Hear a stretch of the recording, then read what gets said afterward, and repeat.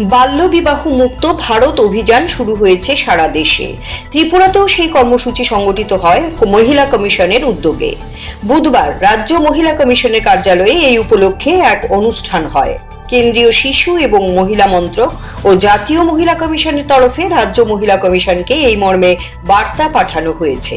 বিভিন্ন স্বেচ্ছাসেবী সংস্থা এবং মহিলা কমিশনের সাথে জড়িতরা বাল্যবিবাহ মুক্ত ভারত গড়ার শপথ বাক্য পাঠ করেন।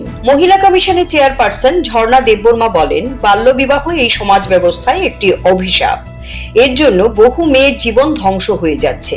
তাই বাল্যবিবাহ বন্ধ করার ক্ষেত্রে সমাজে সকলের এগিয়ে আসা প্রয়োজন। প্রসঙ্গত, সারা দেশেই বাল্যবিবাহ একটি বড় সমস্যা। ত্রিপুরাও এর থেকে মুক্ত নয়। রাজ্যের বিভিন্ন জায়গায় বাল্যবিবাহের ঘটনা ঘটছে। তাই এই বিষয়ের উপর সচেতনতামূলক অনুষ্ঠান খুবই জরুরি।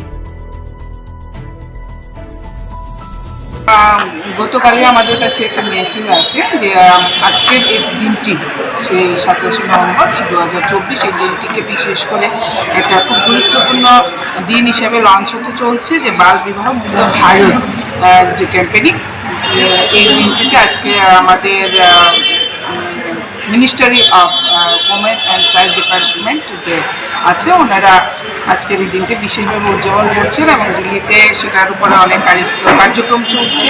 আমাদের কাছে সেই বার্তা আসে এবং আমাদের জাতীয় মহিলা কমিশন থেকেও সেই বার্তাটা আসে আজকের দিনটাতে, যেন আমরা সবাই মিলে বাল্য বিবাহ মুক্ত ভারত গঠন করার জন্য। কারণ আমরা ত্রিপুরা তো দেখতে পাচ্ছি বাল্য বিবাহ আমাদের জীবনে একটা অভিশাপ বলতে পারবো, আমাদের সামাজিক জীবনে একটা অভিশাপ। কারণ বাল্য বিবাহ যদি আমরা না বন্ধ করতে পারি তাহলে অনেক মেয়েদের জীবন ধ্বংস হয়ে যাবে। তাই আমাদের সবারই উচিত এই বিশেষ দিনটিকে উদযাপন করা এবং প্রতি বছর এই দিনটি আমরা উদযাপন করবো। তো আজকের এই দিনে আমরা একসাথে এই কার্যক্রমটা শপথ আমরা পাঠ নিলাম।